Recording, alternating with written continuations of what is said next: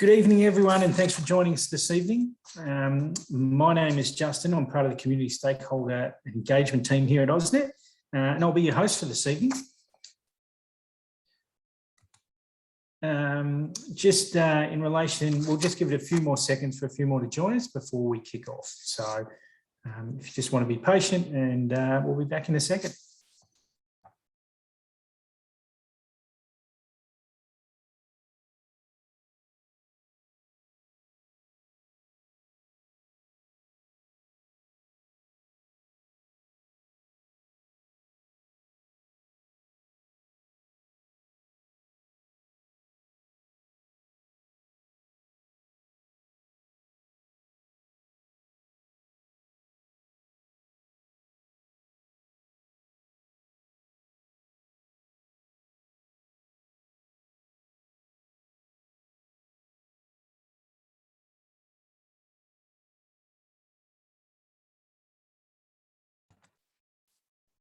Okay, everyone, I think we've got most of the people with us hopefully now. I'm sure a few more might join in. As I said, my name's Justin. I'm part of the community stakeholder engagement team here with AusNet. I'd like to welcome you all here this evening for our webinar and presentation. Tonight we hear from Craig Clifton about the significant volume of work that's been undertaken in the investigation of the existing conditions report surrounding the topic of bushfire. Before we move into that presentation, I'd just like to do a welcome to country for everyone. So on behalf of everyone and all of us today, we acknowledge the various traditional owners of the land on which we all meet tonight, and we pay respects to their elders, both past, present and emerging. We also acknowledge those Aboriginal and Torres Strait Islanders that are with us this evening, and thanks for joining. So what we'll cover this evening. Today we'll have a presentation by a technical expert in Craig Clifton, followed by a question and answer session. So you'll be able to enter your questions at any time in the chat box, and we will be able to ask those at the conclusion of Craig's presentation. Craig Clifton comes to us from Jacobs with professional qualifications in forest science. Craig also has over 40 years experience in climate change and natural resource management and resource consulting, research and consulting.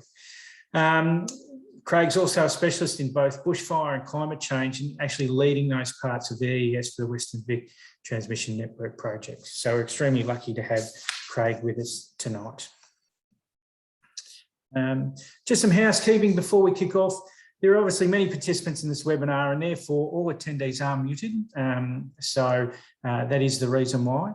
Offensive language and personal attacks won't be tolerated. So we're cognizant of that fact and mindful that we keep our questions and our dialogue respectful at all times. Not all questions can be answered today, so we'll answer as many as we can in the time permitted. But what we'll do is if you put your questions directly into the chat at the bottom of your screen, we'll be able to process them, and I'll be able to ask them of Craig at the completion of his presentation. Any outstanding questions that we do have will be used to update our frequently asked questions on our website. So although we might be able to answer them all this evening, they will be answered, and that'll be updated later post this presentation. Just a bit of a recap on the project timeline, around and where we're at. A lot of you would have seen this slide already. So at the moment, we're looking at existing condition reports that have been submitted to the technical reference group. We're here today to share the findings of the bushfire existing conditions report, as we mentioned earlier. And at this stage, we cannot answer any questions about the potential impacts. That work hasn't been done, but will be done at a later date. And then we'll be able to revisit that in some way, shape or form. But this evening, just around existing condition reports on the subject of bushfire with our technical expert in Craig Clifton. So that's it from me. Over to you, Craig. Okay, thanks, Justin. Just share my screen now.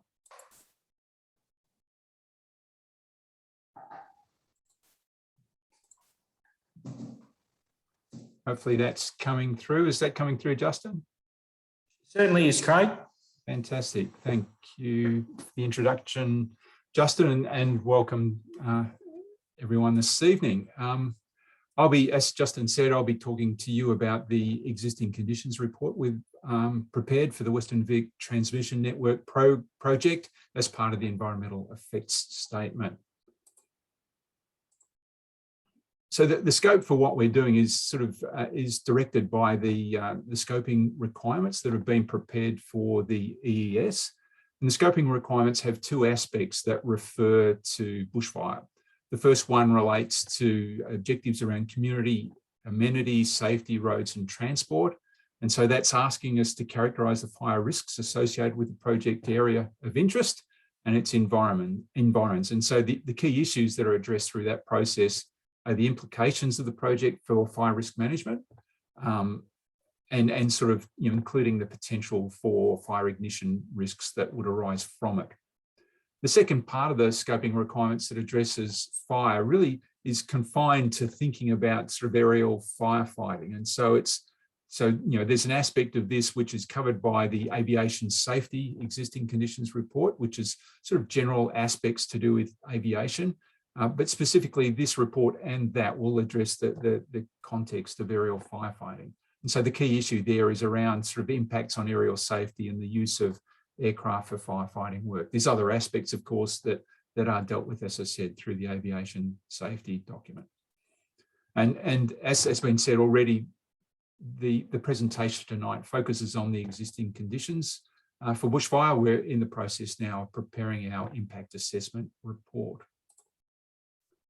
So what are we going to talk about tonight? So what we'll be covering off on is a few things, which is sort of illustrated here. We'll be talking about sort of landscape bushfire risks that exist within the project's area of interest. And when I say area of interest, I'm thinking of this sort of shaded area that sort of extends from Balgana in the northwest through to the proposed terminal station at North Sydenham. The area of interest is this band of shaded country around here and down to the south. And then there is a preferred corridor which is released. And this map is available on the project's website at that address. And so we'll be referring to the area of interest, or the AOI at times, which refers to this larger area, and to a preferred corridor part of the time. And so the discussion tonight will be addressing sort of the nature of bushfire risk in the landscape. So looking at, well, what within the landscape is bushfire prone, what's contained within a bushfire management overlay, talking about the sort of different types of vegetation and bushfire fuel hazard that exist across that landscape, the influence of landforms and topography, fire weather conditions, and how they may be influenced by projected climate change. The presentation also considers the history of fire in that landscape over the last 30 years or so. And then sort of, well, what are the sort of the main kinds of scenarios and which dangerous fire conditions operate within this broader landscape. Touch on bushfire management arrangements, and also sort of thinking about electricity networks and bushfires, with a focus, of course, on transmission networks, which is what this project is about. So getting into that, so this map shows is a map of bushfire prone land within 20 kilometres of the area of interest. So the area of interest is this dotted area around here that you see, the 20 kilometre areas around it. So the Buildings Act in Victoria gives the sort of power to designate land as bushfire prone. And essentially, land that's bushfire prone is land which may be exposed to either forest fires or grass fires. And as you can see from the map, pretty much all of the area of interest and the 20 kilometres around it is bushfire prone. And indeed, apart from sort of metropolitan Melbourne, the sort of inner areas of sort of larger settlements and some sort of regions within the irrigation region and a few others, pretty much all of Victoria is designated as bushfire prone. Within that, there are areas of greater and lesser fire risk, and the higher fire risk is characterised by things that sort of reflect the nature of fire risk in landscape. And so, is there, what's the nature of the bushfire fuel that's present? And typically higher risk areas are areas of forest and woodland where there's sort of greater accumulation of fuels. There's greater sort of vertical extent of the fuels, such as you have in a forest or woodland, and also greater topography. Fires run faster up hills, and for each 10 degree of slope, the rate of spread will roughly double. So areas with sort of much more vertical relief have the potential to have more, and with forest have the potential to have more difficult fire behaviour. And certainly areas with high topographic relief, you've got the potential for, and certain types of bushfire fuels, particularly stringy barks or sort of candle barks, then those kinds of fires or fires in those kinds of settings can, as you would know, sort of throw spot fires well ahead of the main fire front. So those are the kinds of things that characterise areas with higher bushfire risk. The basic designation as bushfire prone is pretty much anywhere that where a grass fire or bushfire could carry. Within that area, local governments have designated land as part of a bushfire management overlay, or BMO. And these areas are areas of higher risk. And as you can see from the map, and these are the sort of faintly pink shaded areas, most of those areas coincide with larger blocks of native vegetation, particularly native forests and woodlands. And so these areas, because of the vegetation they carry, the accumulation of fuels, have higher risk. And so they're designated as bushfire prone. And planning policy typically directs settlement, well, not typically, it does direct settlement away from those higher risk areas.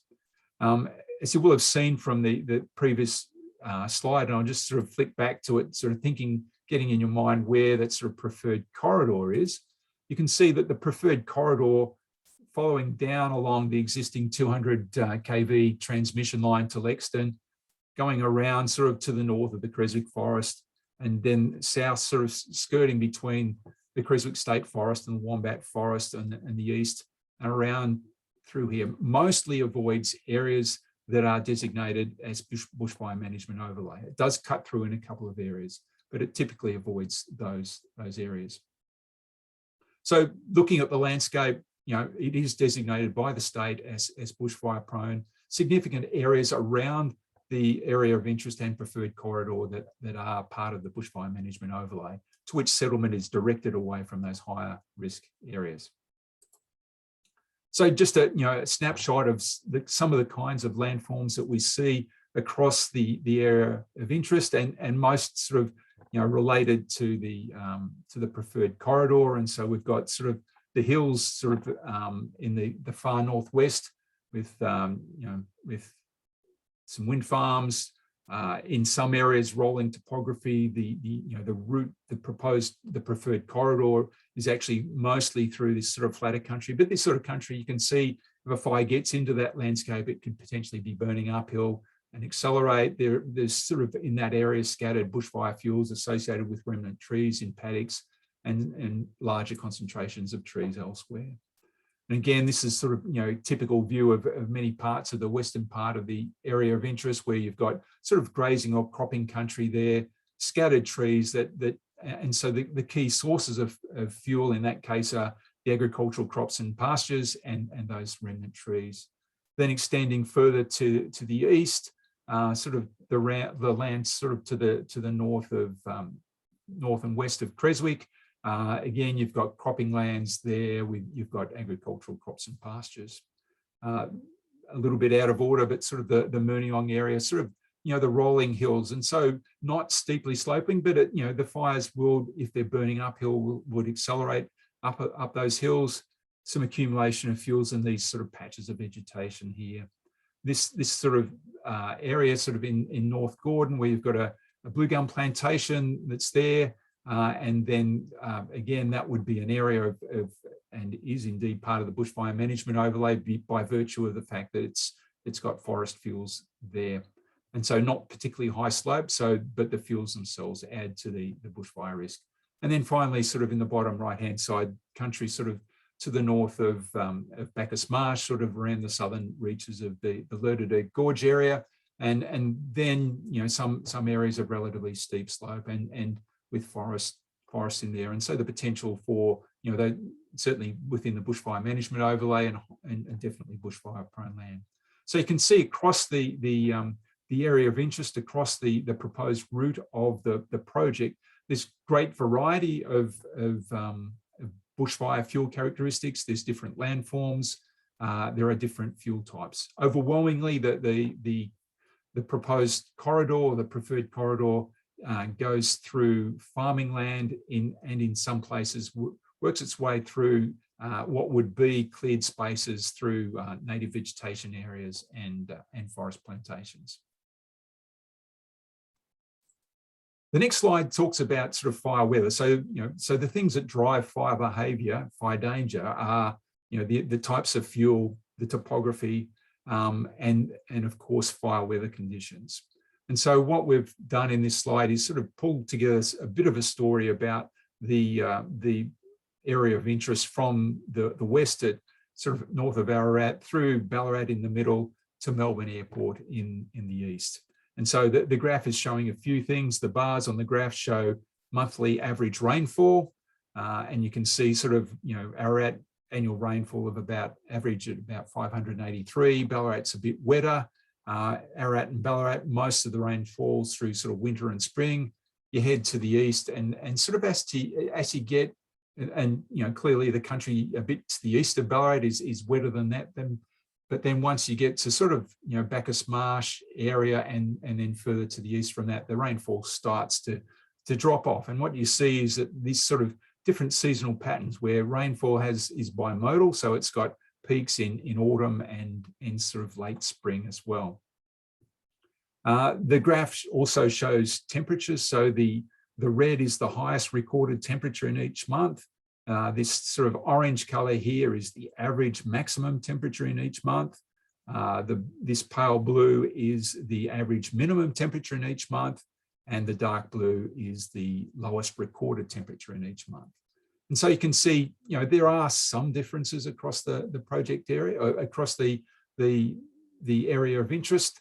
But by and large, we've got sort of, temperatures able to reach into the, the low to mid 40s through the months, particularly of, between December and February, peaking out at roughly 45 degrees at most of those locations. And in each of those three locations, it's sort of Black Saturday in 2009 that was the highest recorded temperature there. You can see the summer average temperatures a bit warmer in Ararat than Ballarat, and roughly similar, slightly warmer in summer at Melbourne Airport. And the slightly warmer extreme conditions in Melbourne Airport kind of relates to the fact that because of its proximity, you can potentially have warm air blowing right across the state. And so some of those extreme conditions in that part of the world can be a bit more extreme than other parts, even a little bit further to the north.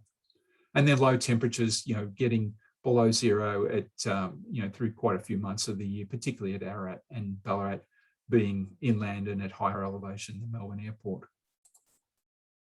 So the sort of general overview of the weather conditions. Now, how does that relate to fire weather?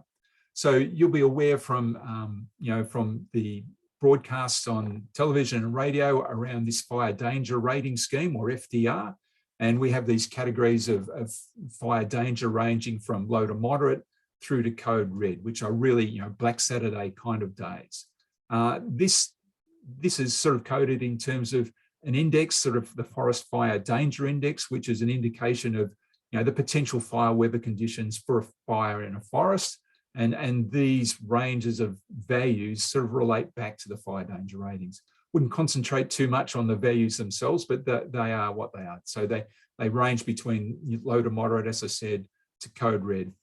Generally speaking, most days sort of in the higher part of the very high fire danger range will end up being a total fire ban in Victoria. Probably not every day in that range, but once they're getting up towards sort of 40 plus forest fire danger index at some time through the day or forecast, then it's likely to be a total fire ban.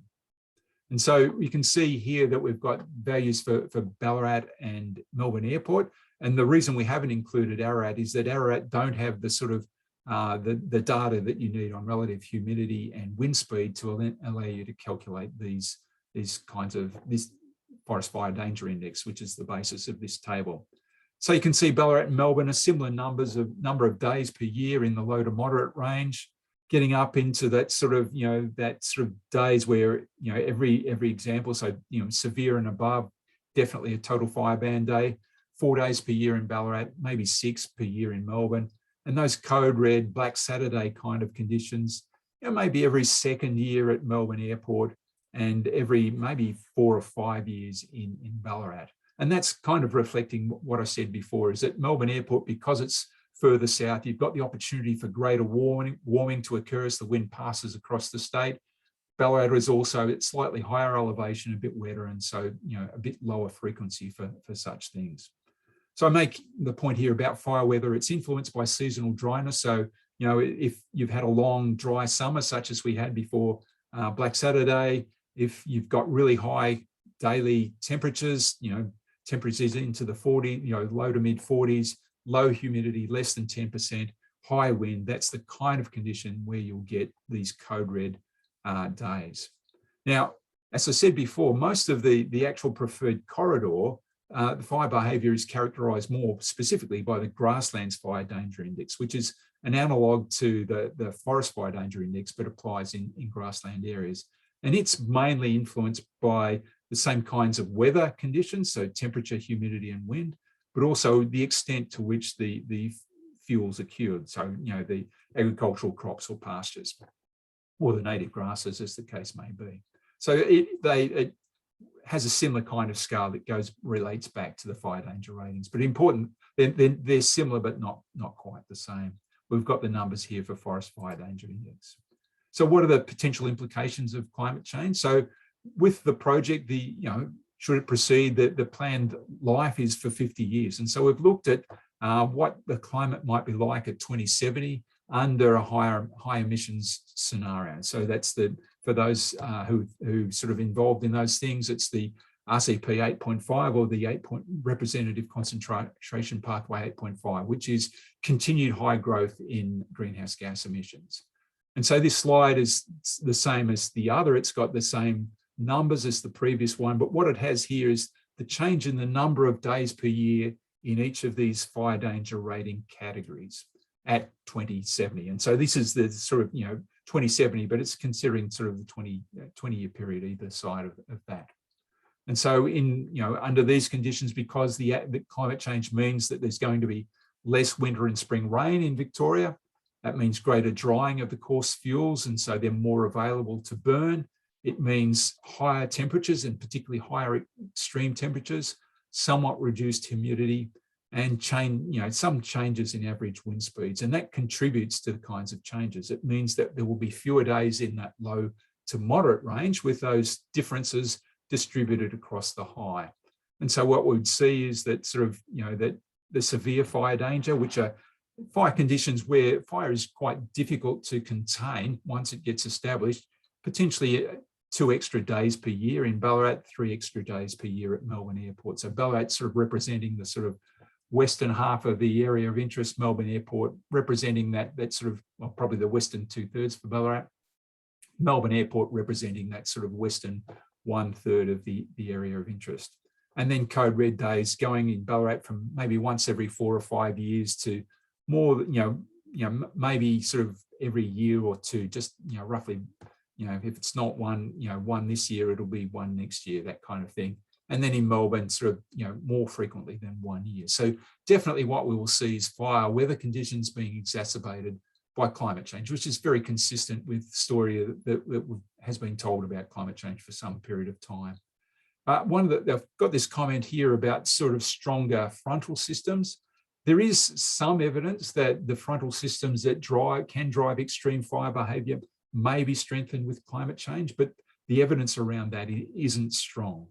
One thing that we do know is that the design standards for wind loadings on transmission infrastructure and other kinds of things, bridges and the like, it does consider the effects of climate change on extreme wind conditions, but it actually doesn't adjust for climate change in areas that aren't exposed to climate change. So those people designing the standards for infrastructure that's exposed to extreme wind, they're not thinking at this stage that there's any need in most of Australia to design them stronger because of climate change conditions as they relate to wind.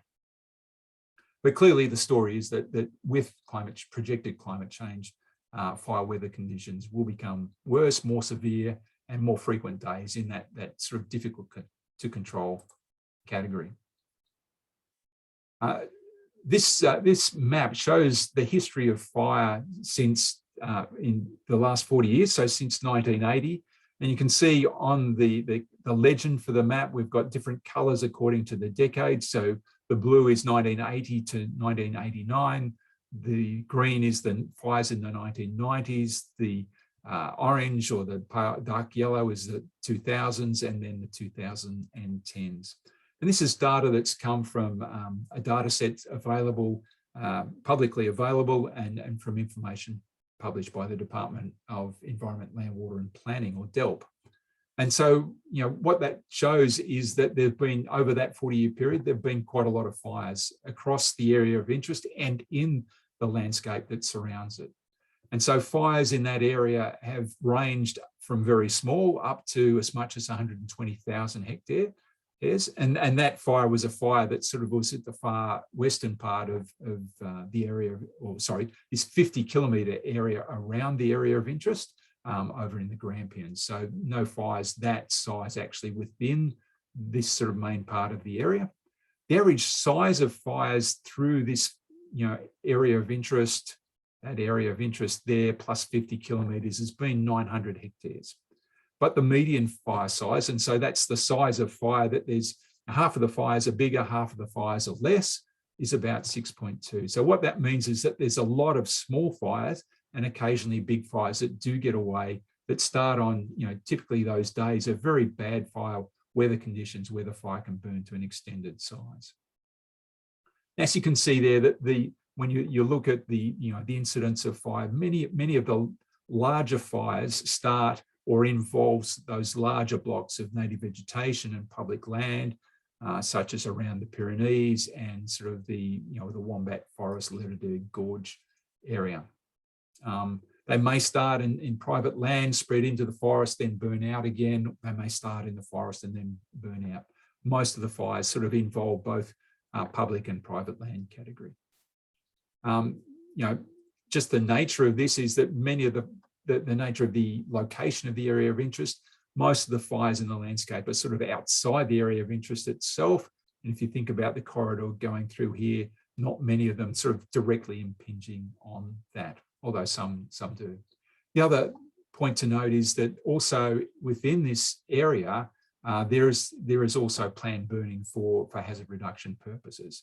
And most of the recorded burns are located on public land. There, of course, in some places there is sort of agricultural stubble burning or burning off of fuels on farmland, but that's sort of tend to be smaller fires.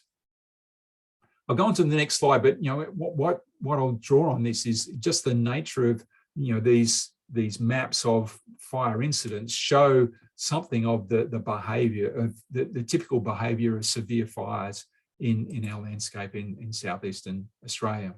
And so often we see that many of the major bushfire events are characterised by these hot, dry, northwesterly winds that sometimes, or quite a few times, are then followed by these strong southwesterly changes. And so while the southwesterly change brings cooler conditions, after a little bit, the fires can actually be blown out on the side. And so we see this, the Avoca fire from 1985. You can see the fire started over here at Avoca, burning under the influence of those sort of northwesterly winds, spread out in this way. And then because the sort of northern flank of the fire wasn't contained at the time, the change come through, the southwesterly change blew the fire out and greatly increased its size. We see the same kind of thing in a fire here in the Brisbane Ranges, where the fire's burning sort of from northwest to southeast under the influence of those northwesterly winds, and then the change come through and blows the side of the fire out. Very typical. Not every fire, of course, is like that. And then noting that somewhat different fire behaviour in grassland to forests. So particularly in this part of the world that we're talking about, better access, the fragmentation of forests means that the fires don't tend to develop to the same scale of bushfires we see in eastern Victoria. So the fires are sort of, large fires of tens of thousands of hectares, and one, as I said before, in the Grampians, more than 100,000 hectares. But in East Gippsland, as we've seen sort of through the 2000s, fires up into the scale of sort of many hundreds of thousands of hectares, and sort of more than 1 million hectares burned in a summer in a few occasions over the last 20 years or so. And that, as I said, reflects the fact that, you've got different kinds of fuels, you've got a better access, and fire services able to get in and contain the fires. Now, while this is a typical severe fire weather scenario, fires do also occur under less extreme fire weather conditions. And so, but what that means is because the conditions are less extreme, the fires don't typically spread as quickly, they're contained more readily, and so have lesser impact. And so there's a range of conditions under which fires occur, and that's reflected in the bit of the patchwork or mosaic I showed from the previous slide. An important point to note about grass fires can typically move faster than fires in forest, except where you've got that sort of spotting behaviour where fires are throwing spots, many kilometres ahead of the main fire front. But grass fires, just by their nature, by access and that kind of thing, often contain sooner. Again, that's a general rule, not always necessarily the case. So bushfire management arrangements, sort of just reiterating that, Victoria is one of the most bushfire prone areas of the world.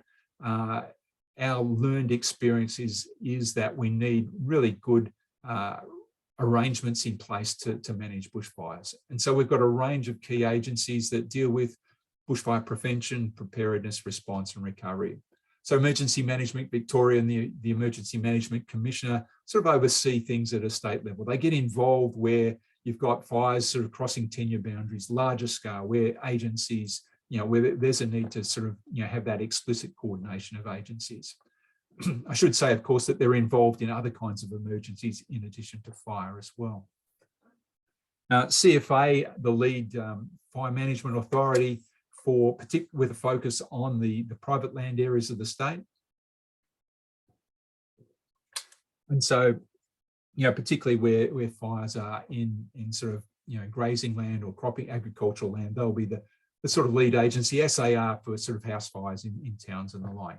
And not to say that, of course, they do actively collaborate with Forest Fire Management Victoria in the fighting of fires and the suppression of fires in state forests and national parks as well.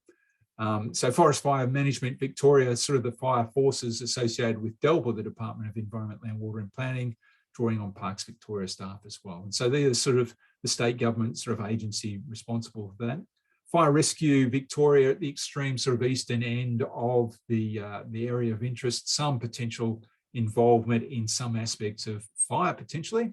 And of course, local government has a really important role to play in fire prevention, preparation, and particularly sort of not the actual direct fire response, but how communities can support each other through fire times, and how communities can actually post-fire can move through the recovery phase.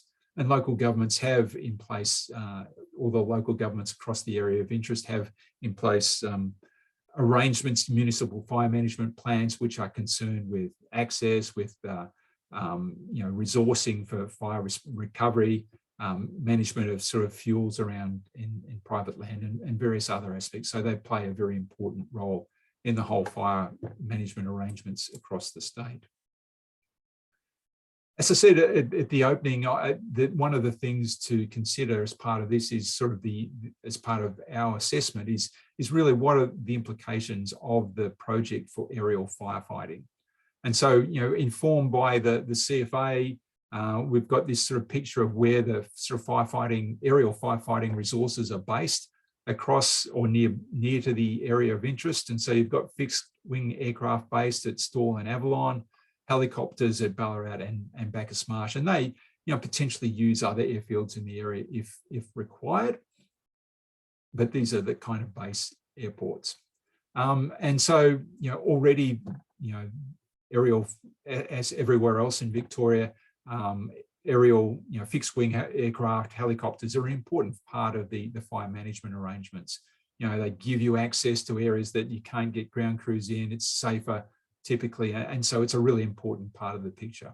And so already it's a feature of fire in this landscape. I guess a couple of important points to note is that the pilots that actually are involved in these things, they're really well briefed on the aerial hazards that they will experience in the area that they're going through.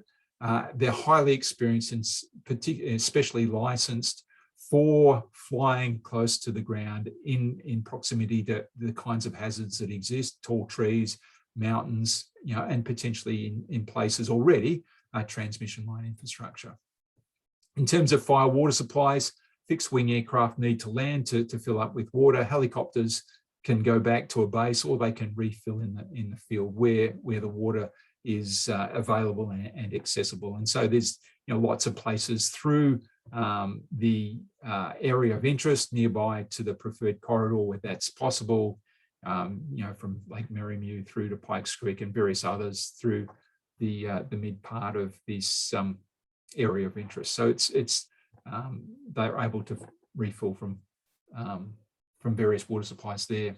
I guess one of the important points to note is that already in Victoria, where these aircraft operate, and indeed within the area of interest, there is transmission line infrastructure with which they would actually work. And so, this is the existing 200 kV, 220 kV transmission line running from the existing Balgana terminal station towards Ballarat.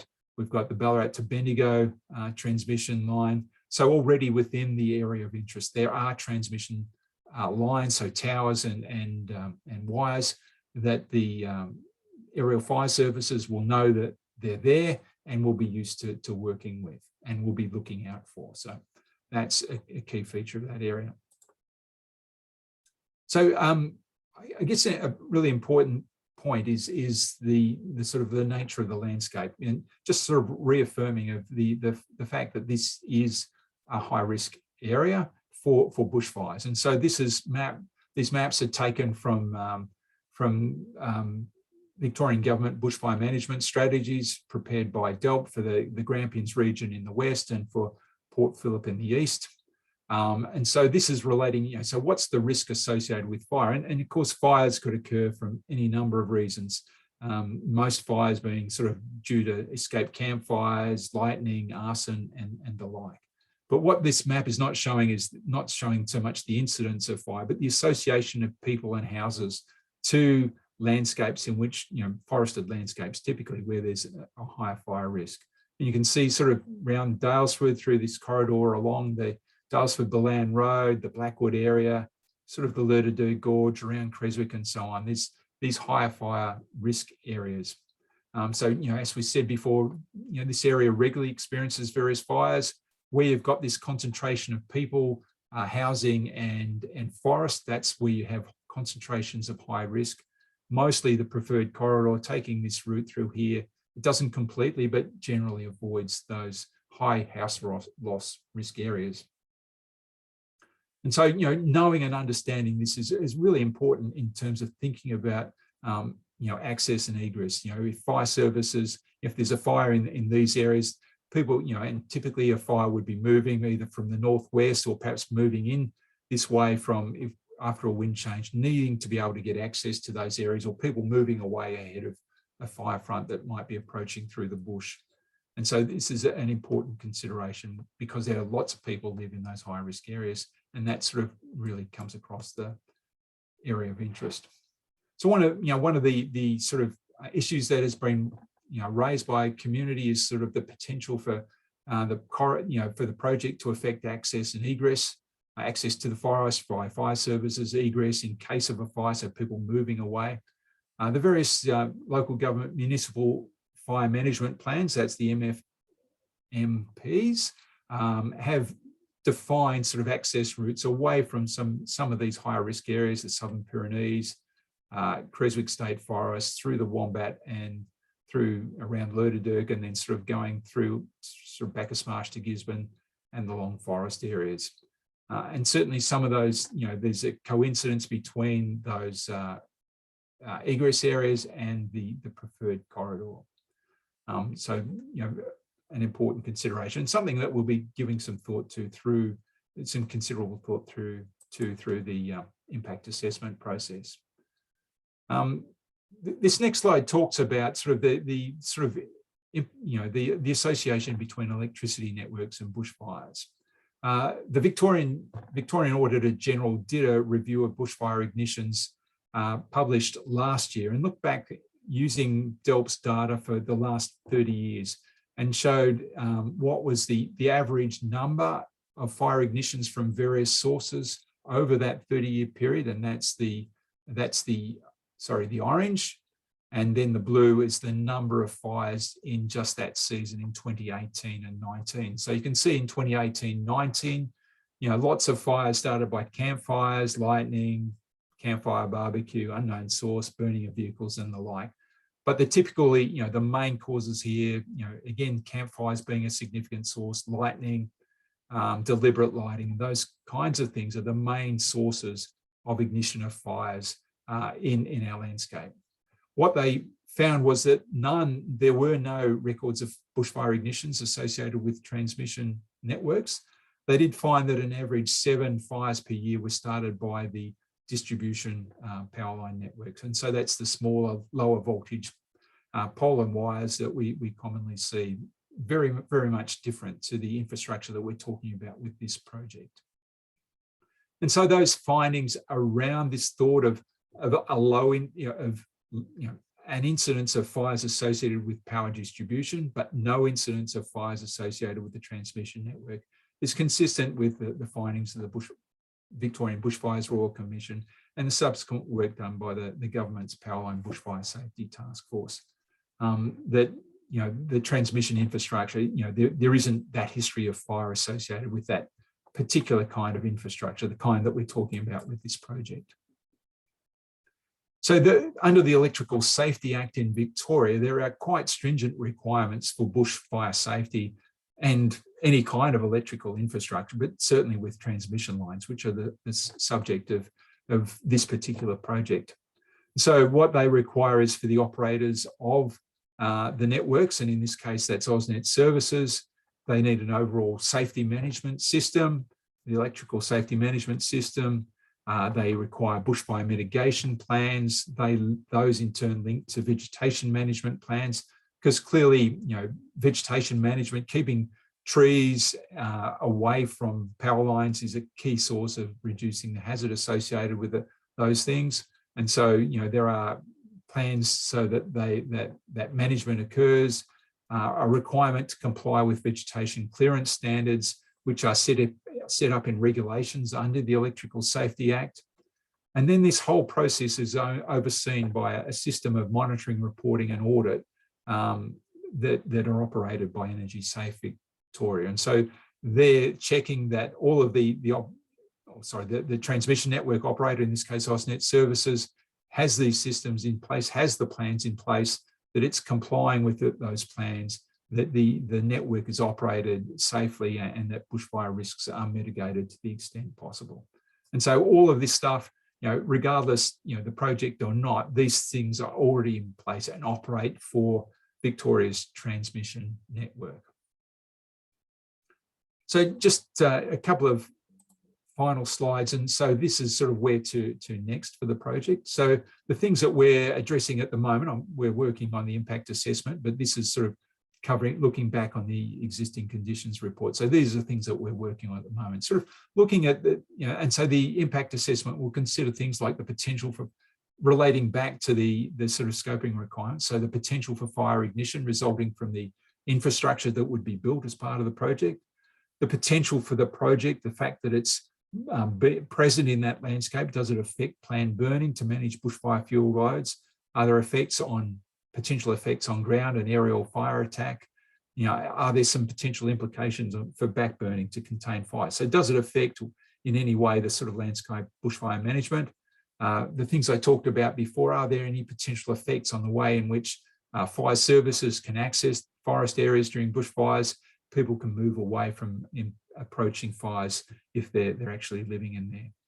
We'll address the issue that I presented on before around the worsening of, potential worsening of fire weather conditions with climate change, and also looking at the potential for construction activities to result in fire. And of course, we're not just looking at these as potential effects. The work that we're doing also will be focusing on what the controls are to address those potential impacts. And so the existing conditions report focused on that sort of larger area of interest. The impact assessment is concentrating on that preferred corridor, that smaller line that I showed before, more definite. So it's key part, so focusing on that area, thinking through the kinds of potential impacts that could occur within the corridor, in the surrounding landscape, what the controls are in place, how effective are they, and then going through an expanded process of engagement with various kinds of stakeholders, and including talking to local government and holding this webinar and other things. And so that will culminate in the preparation of an impact assessment report, which will be presented to the technical review group as part of the project. So that's an overview of the bushfire work that we've been doing, and it's now time for questions and answers. So thank you for listening to me. Thanks very much, Craig. Quite a comprehensive and a fair bit to cover, which was great. So I really appreciate your time. Have a bit of a drink, you've earned one. So we've got a fair few questions coming through, which is great. So we'll roll straight into those if we can. The first one comes from Shane, who joined us a bit late. So Shane was just asking when the recordings will be available. So Shane, they'll be available pretty much from Friday. They'll be up on the project website, so you'll be able to find them on there. So this one plus all the others that we've undertaken so far. So you'll be able to find them from Friday onwards, Shane. So hopefully that answers your question there. We had another question from Sam. So Sam's asked Craig, can I ask why the Lexington Bend major fire in 2019 was not shown as it went right through the proposed corridor?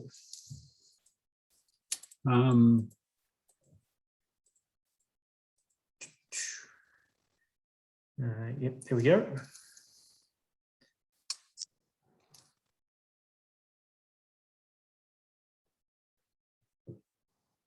Yeah, it may not have been in the data set, so maybe it was only 2018 fires at that time. So at the time that I downloaded the data, they were the suite of fires in the data set, Yep.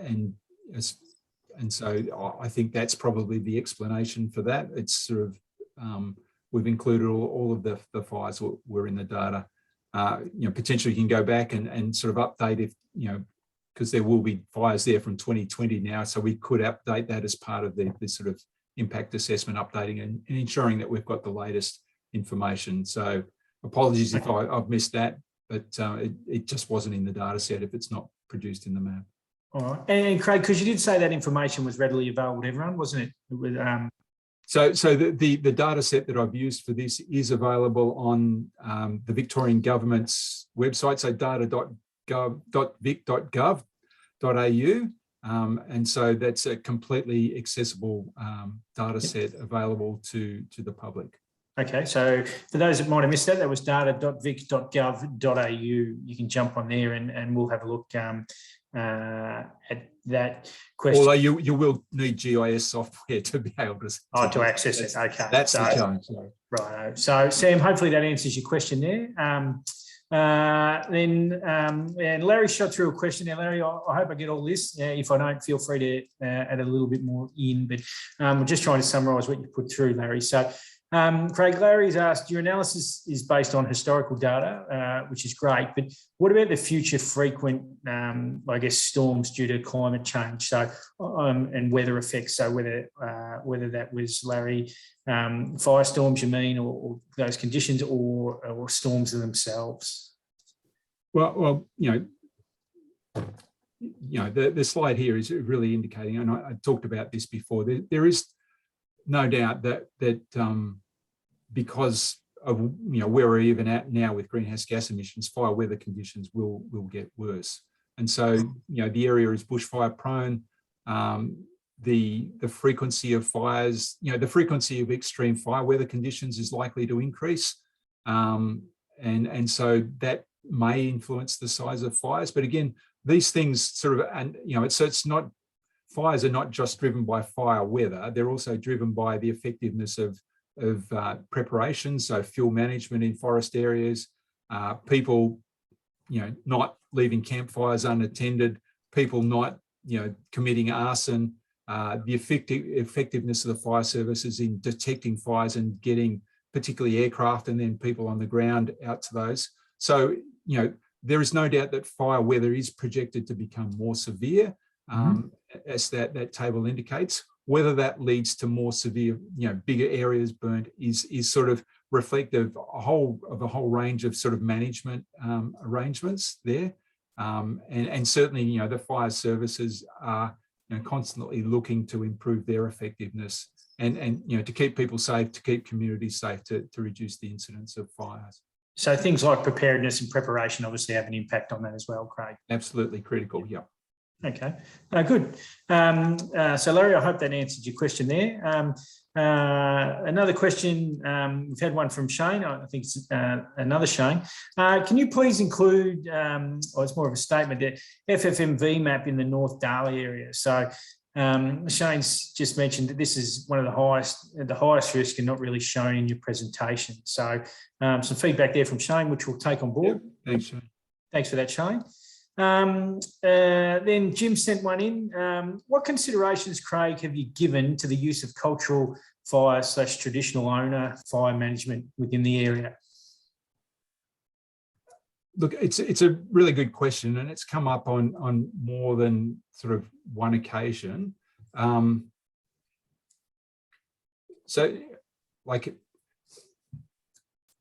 sort of, so cultural burning, traditional owner sort of, use of fire, potentially plays a role in the way in which fire is managed in forest areas, in some perhaps native grasslands. It's part of a feature of the management of fire in the landscape. It's not specifically, again, this is the existing conditions, and so it's just an emerging pattern, an emerging way of managing fire. And one that holds lots of prospect about improved ecological outcomes, reducing the size of fire events and the like. In terms of sort of how it relates to the project and its potential impacts, it's probably a little, it's far more relevant to the management of fire in that broader landscape than actual thinking about the direct impacts of this project. And again, this is sort of reflecting on existing conditions rather than the impact assessment. So it's a really good question, but I think it's a question that deals with the broader issues of fire management in the landscape rather than this project specifically. Okay. All right. No worries. Thanks, Craig. So, Jim, I hope that answers your question. Got one here from, I don't know if it's Serge or Sergey, just in relation to what are some of the restrictions for firefighters coming onto easements to fight fires? Yeah, sure. So their guidance there on how close you can get to transmission lines, how the use of water in proximity to those things. And so our understanding from the CFA is that there are standard operating procedures around that, and so there are ways. So it's and certainly within AusNet's own sort of fire management procedures, there are safety measures around that. And so again, in something that we'll be sort of talking more about in the impact assessment report, these, the fires, we already have transmission network infrastructure within the area of interest, and so it's a feature. And firefighters are able to sort of manage their way around those easements for firefighting purposes. Okay, but certainly, you're not going. No one's going to be suggesting that it's a good thing to spray water towards a transmission line. It's about keeping appropriate spacing and managing, being very concerned about the safety of people. But the other aspect, of course, is particularly in forest areas, the easement provides a low fuel area, which actually could potentially help with sort of fire management as well. Okay. Now, that actually was from Frank, so sorry about that.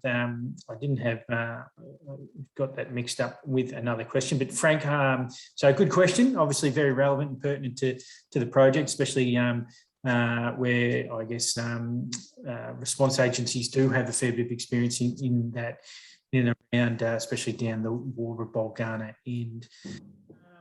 So just going into, I think we've got one or two more questions that we can look at quickly. So from Andrew, Craig, where in the corridor is the highest fire risk?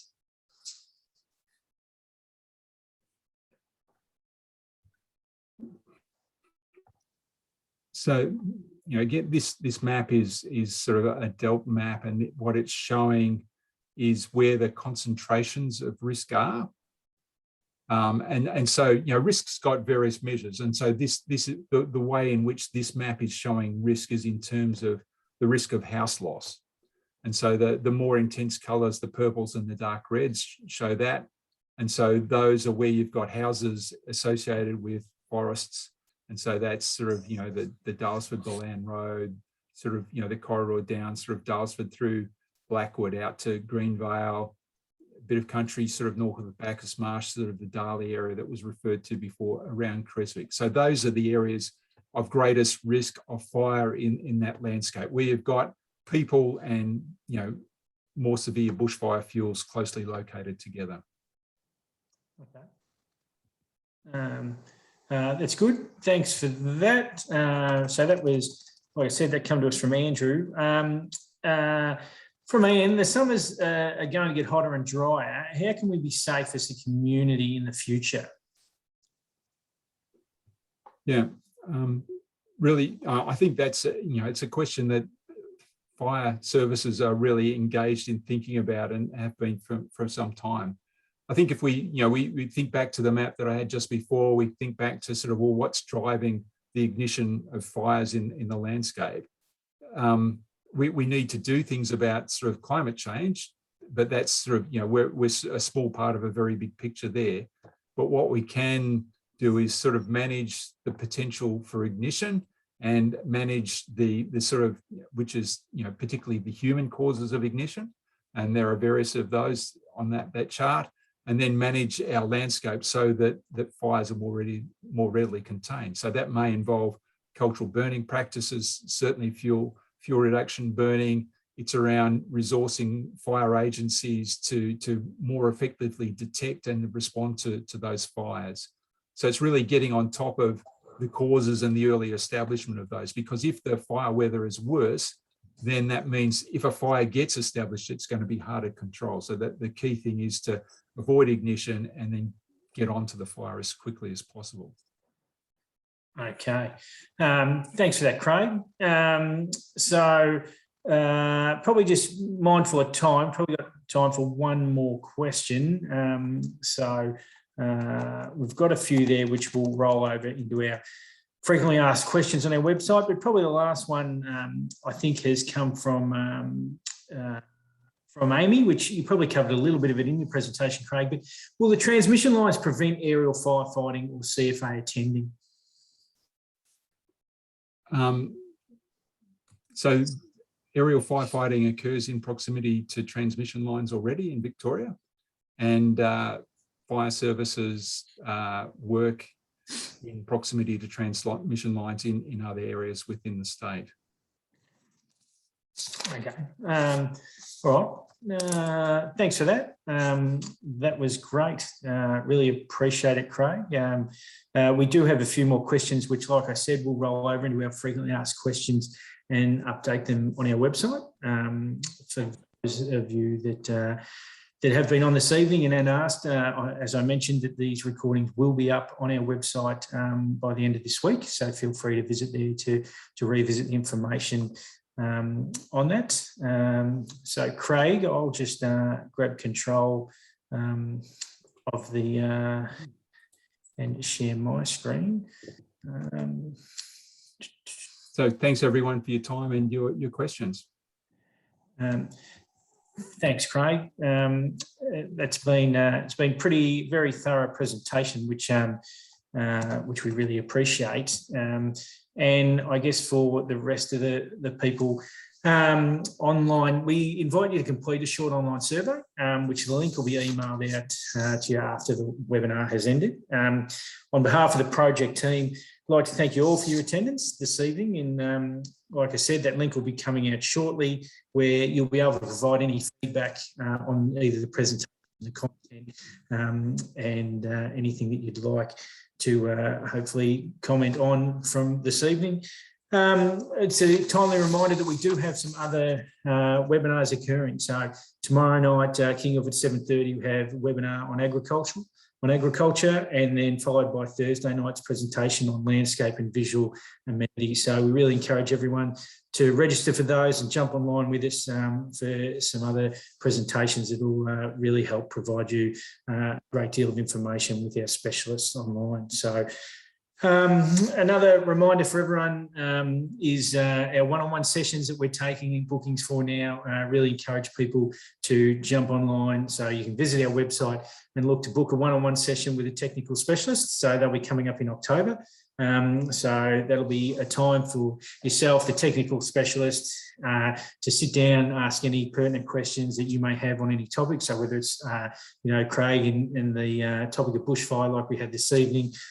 So really a lot more intimate one-on-one where you can ask Craig or one of his team any of the questions that similar to what you asked this evening to get a better understanding. So those technical specialists too, the sessions include agriculture, biodiversity, bushfire, compensation, valuation, environmental approvals, and EMI and EMF. So really encourage everyone to jump onto the website, have a good look at those and make your booking, because it's really worthwhile experience to get the specialist one-on-one to answer all the questions you might have.